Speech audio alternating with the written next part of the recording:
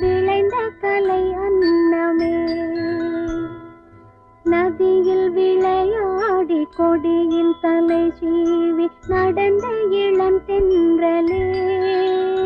வளர்பொதிகை மலை தோன்றி மதுரை நகர் கண்டு பொலிந்த தமிழ் மண்